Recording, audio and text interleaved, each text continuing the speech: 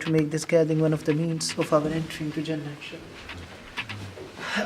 Tonight, it's a very, very heavy ayah that I want to share with you. It's ayah number 103 from Surah Al-Imran.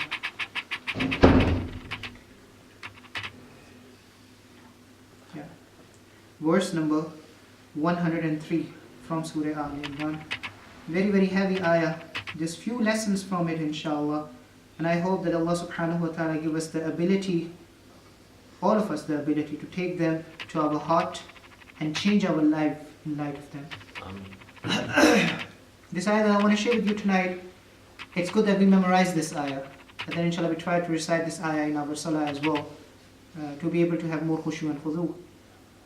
The ayah that I want to talk to you about is probably one of those ayah that you already know by heart, probably. I'm not sure, but probably. And if you don't know it by heart, at least you know the translation of this ayah, because most of the ulama, most of the scholars, most of the du'at, they always talk about this ayah of Surah Al-Imran. The ayah says, وَاعْتَصِمُوا بِحَبْلِ اللَّهِ جَمِيعًا. The word i'tisam in Arabic language means to hold on to something to protect yourself. Isma in Arabic language, it means protection. I'tisam, you hold on to something in order to protect yourself. So Allah says, وَاعْتَصِمُوا بِحَبْلِ اللَّهِ. Hold on to the rope of Allah subhanahu wa ta'ala. Now this word, the rope of Allah subhanahu wa ta'ala, technically speaking, rope is something that connects you to something else. A rope is something that connects you to something else. And even if you look at this expression here, Hablullah, the rope of Allah subhanahu wa ta'ala, the grammatical construction of this word suggests to us that these two words, Habl and Allah, these two words are inseparable. Habl and Allah. Let me explain it to you how. What Allah is telling us here is that this rope that I am talking to you about, it's directly connected to me. So you hold on to it in order to protect yourself, because if you hold on to this rope, automatically you will be connected to me. And obviously if you are connected to me, then you are protected, inshallah. So وَاعْتَصِمُوا بِحَبْلِ اللَّهِ. Hold on to the rope of Allah subhanahu wa ta'ala. What is the rope of Allah? When you say the rope of Allah, what is the rope of Allah? Prophet sallallahu alaihi wasallam himself described the rope of Allah, and he says the rope of Allah is the Quran itself. So Allah says, hold on to the book of Allah subhanahu wa ta'ala, jami'a, all together. There are two interpretations here. The first one is here, the first interpretation here is all together. Us coming closer to the book of Allah subhanahu wa ta'ala is a collective effort. You need to help me to come closer to the book of Allah, and I need to help you to come closer to the book of Allah subhanahu wa ta'ala. It's not an individual exercise. We need each other to get closer to the book of Allah subhanahu wa ta'ala. We all need each other for that. So Jami'a means hold on to the book of Allah all together. All of you together. Other interpretation of Jami'a is that hold on to the entire rope of Allah subhanahu wa ta'ala. Jami'a, all of it. It's not like you take one portion of the Quran and then you ignore the rest of it. When Allah says hold on to the rope of Allah, it means that you hold on to the entire Quran of Allah subhanahu wa ta'ala. We should be on a quest that we should try to understand and internalize as much Quran as we can. As much Quran as we can. So whenever there is something comes to you from the Quran that you didn't know before, you should joyously accept it. And you should joyously receive it. I know it's going to be a long journey before we understand the entire Quran, or before we understand the Quran entirely. Maybe we won't be able to do it in our life, but now at least we know what we have to do. We have to understand the entire Quran, internalize the entire Quran. It's not just we take one ayah of the Quran, one portion of the Quran, and you focus on it and you forget the rest of the Quran. And you ignore the rest of the Quran. So Allah says, وَاعْتَصِمُوا بِحَبْلِ اللَّهِ. Hold on to the book of Allah subhanahu wa ta'ala, jami'a, the entire rope of Allah, the entire Quran, the entire book of Allah subhanahu wa ta'ala. And then Allah says, وَلَا تَفَرَّقُوا. Don't fall into disagreements. Very interesting word. Normally in Arabic language, mashallah, Arab brothers are sitting here. In Arabic language, the word that you use for disagreement is ikhtilaf. That's what you use for disagreement, ikhtilaf. Even I think in Urdu, same word we use, ikhtilaf, for disagreement, right? Allah didn't use this word here, ikhtilaf. What is the word Allah is using here? Tafarraqu. Tafarraqu literally mean that you break yourself into small factions. You break yourself. You do it yourself. You break yourself into small factions. That's how I would like to describe the word tafarraqu. So Allah says, وَاعْتَصِمُوا بِحَبْلِ اللَّهِ جَمِيعًا. Focus on my word, وَلَا تَفَرَّقُوا, and stop dividing yourself into factions. Stop defining yourself that I belong to this group or that group or this group or that group. I'm the part of this group or I'm the part of another group. And you are only doing this because you want to distinguish yourself from some other entity, so that you will be able to say that these people, they are not right and I'm right. These people are not right and some other guys are right. Allah says, stop doing it. وَلَا تَفَرَّقُوا. Stop doing it. وَاعْتَصِمُوا بِحَبْلِ اللَّهِ. Hold on to my rope. Focus on my word. Hold on to it for your own protection, and don't get distracted by dividing yourself. Why are you dividing yourself? And let me tell you, the expression here is beautiful. Because naturally, when all the people holding on to one rope, physically they come together, right? If all of us who are sitting here, we are holding on to the same rope, physically what will happen? Physically we will be closer to each other, right? So Allah is saying, what Allah is telling us here is that if you focus on my word, if you only talk about the book of Allah subhanahu wa ta'ala, if the Quran becomes a central discourse for all of you, automatically you will be united. You will come closer to one another. Alhamdulillah, we all are sitting here, we come from different backgrounds. Even if you think we all are Pakistani, but even in Pakistan we come from different backgrounds. We speak different languages. All of us, we speak different language. Nowadays, English, especially in this country, English is becoming more like a shared language. So we watch YouTube videos in English. People from all over the world watch, English videos. But there is another common language for us Muslims. And this is the language of Quran. The reason you guys are sitting here right now and listening to me, it's not because I can speak English. You can speak English better than I do. The only reason you are listening to me is because I'm talking about Quran. Quran is the most common language among Muslims. That's the reason we are sitting here. And I pray to Allah subhanahu wa ta'ala that may Allah subhanahu wa ta'ala make our hearts closer and closer. May Allah bring our hearts together. Every second, every minute that we spend trying to listen to the recitation of the Quran or trying to understand the Quran, as a result of that, Allah makes our heart closer. Allah brings our heart together. I pray to Allah subhanahu wa ta'ala. Because the more you start reciting Quran, the more you start understanding Quran, the more you will be united, inshallah. The more you will come closer to one another. Now, I need to ask myself this question, and you need to ask yourself this question. Honestly. Because if you understand Quran, then you will not be divisive. You don't think about division if you are understanding Quran. You will not think about what makes me different from other Muslims. If you are really understanding Quran, if you are really reading Quran, you will not pick up the flaws of other people, the shortcomings of other people. You will never do that. Never ever do that. So I need to ask myself this question, and you need to ask yourself this question. Every single Friday prayer, every single Friday after Isha Salah, we come together here. And we are trying to understand the book of Allah. That's the only reason we are sitting here, right? We are trying to understand the book of Allah subhanahu wa ta'ala. But if I'm constantly critical about other Muslims, if I'm constantly critical about other groups of Muslims, other school of thoughts, and what they are doing, and at the same time I'm thinking, I'm understanding Quran. I recite Quran every day, and I understand Quran every day, and I understand the translation of the Quran every day, then you must be wrong. Because this cannot happen. These two things cannot go hand in hand. If you are understanding Quran, then this attitude of yours that you are criticizing other people, it will go away automatically.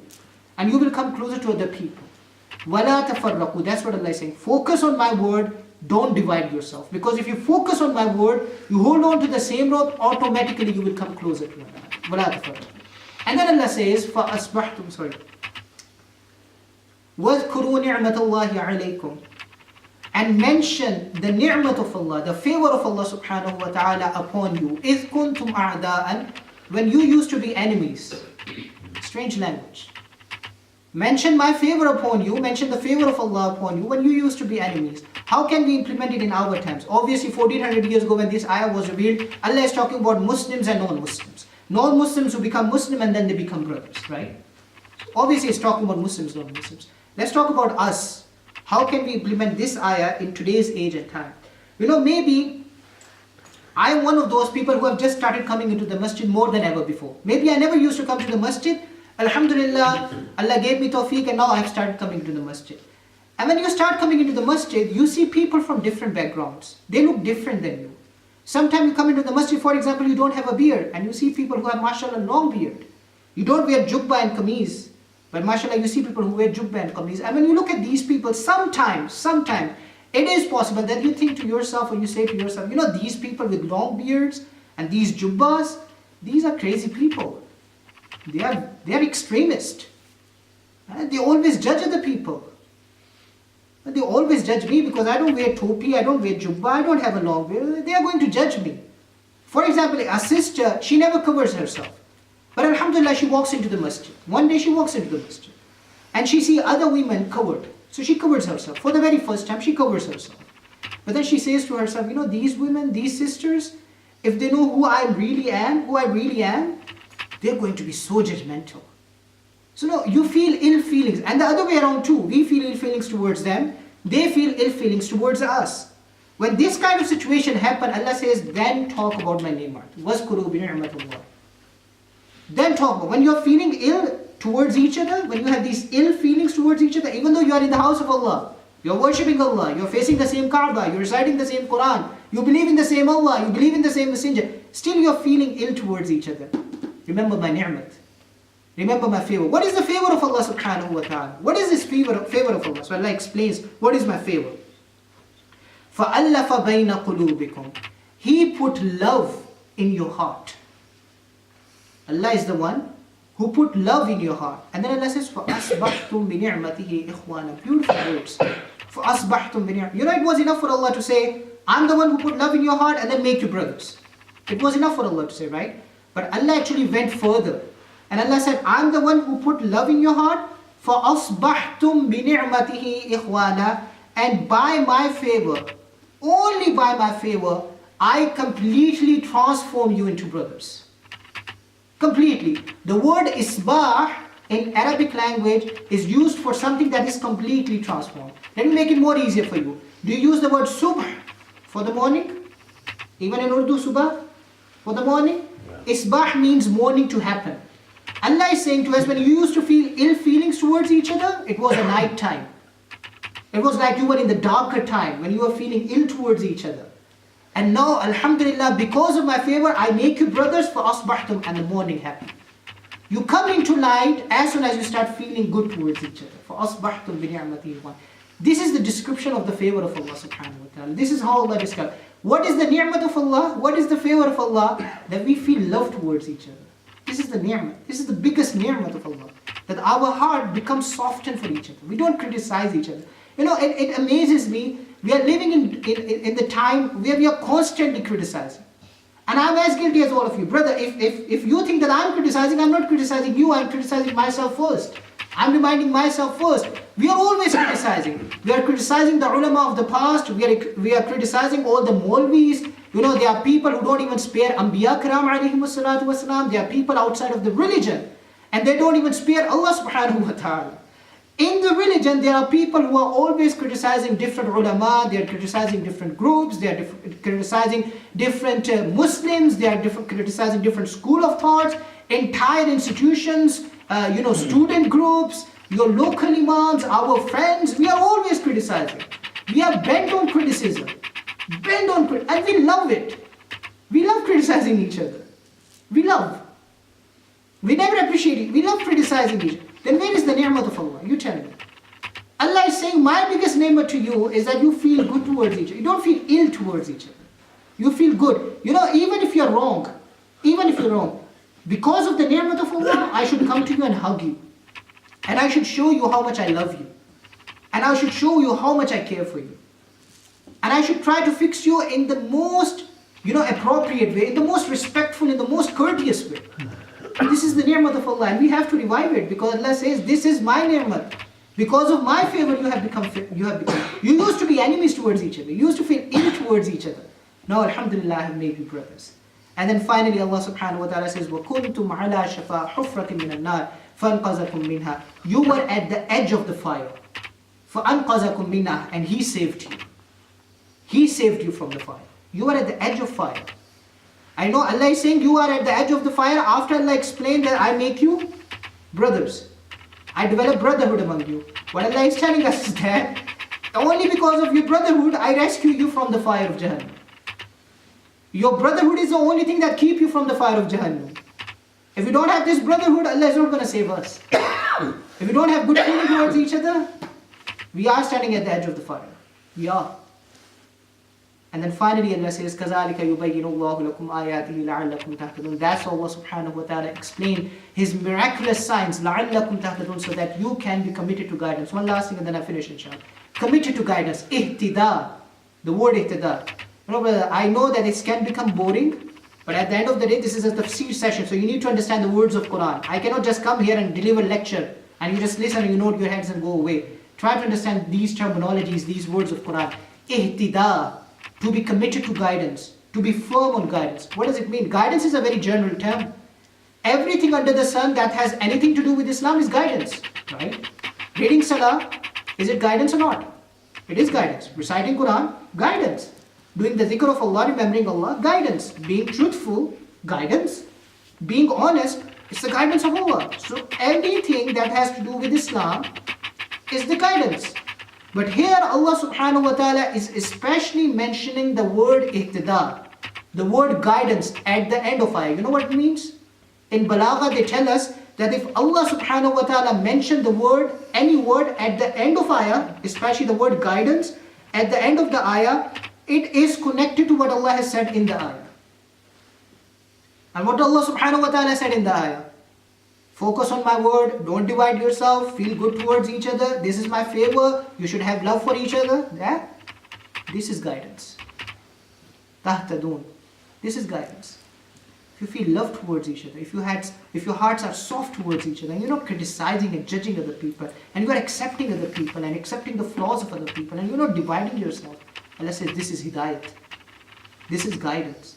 Just in the Jummah I was talking about, because the topic was different on Jummah, but I was just talking about the prophetic etiquette.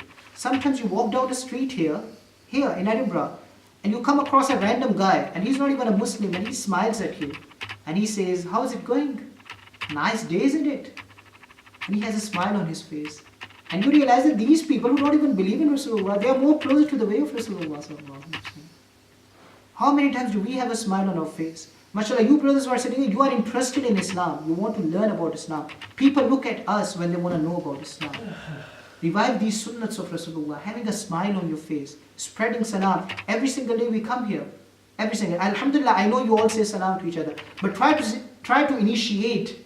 Try to go to other people. It's not like you're sitting and you're waiting for other people to come to say and say salam to you. I really appreciate the habit of Brother Ahmad. There is not even a single instant, not just with me, everyone. If someone is coming to say salam to him, he will stand up and say salam to him. He will never sit down. He will never stay down. This is the kind of respect he shows to other people, and I love this habit of his. And I'm trying to inculcate this habit in mind. That first of all, you should go to other people and say salam. But if you're doing the zikr of Allah, you're reciting Quran, other people come to you and they want to say salam, at least show them some respect. At least you should have a smile on your face. Prophet ﷺ told us that you cannot enter in Jannah. This is the standard of Rasulullah. You cannot enter Jannah if you do not believe. And you cannot become a believer if you don't love your fellow believers. And let me tell you the way, let me tell you how you can increase your love for your fellow believers. Afshu salam, spread salam. These small things that can increase our love for each other. We need to internalize them. We need to follow them. We need to embody them. And wallahi, you start doing these small things will bring big changes, inshallah. I'm telling you, so many times, we have a gasht routine and we go out and meet brothers, local brothers, especially the brothers who don't come to the masjid. Their biggest complaint is that when we come to the masjid, we feel hot air. Everyone is angry. Everyone is frowning. And the more longer beard you have, the more frowning upon you will be. And the more haram gun you will have in your hand. Everything is haram, haram, haram, haram. You cannot smile in the masjid, you cannot have a good time in the masjid, you cannot talk in the masjid. Masjid is the house of Allah. It brings people together.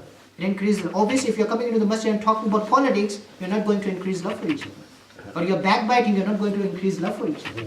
But in your house of Allah, if you're talking about Allah, and you're showing solidarity with other people only because you share La ilaha illallah with them, inshallah, this will increase love for you. Yes, in the house of Allah, we do the zikr, we recite, we do our ibadat, but masjid is not just for the ibadat. The sunnah of Rasulullah is not just in the acts of ibadat. It's not just in the acts of making salah. It's not just in the acts of fasting in the month of Ramadan. It should come in our lifestyle as well. We have to pick up the lifestyle, the character, the mannerism of Rasulullah, how he used to deal with other people. We have to deal with each other like this. And you start doing it, brothers. You start doing it, inshallah, and it will bring huge change. And we don't need a lot of people to do that. Just us who are sitting here. If we just start doing it, inshallah, you will see other people will start doing it as well, inshallah. Are we ready for this, inshallah? May Allah subhanahu wa ta'ala grant us understanding. May Allah keep us united in this dunya and may Allah unite us in the after. Brother Muhammad invite for dinner, you will get a plenty smile.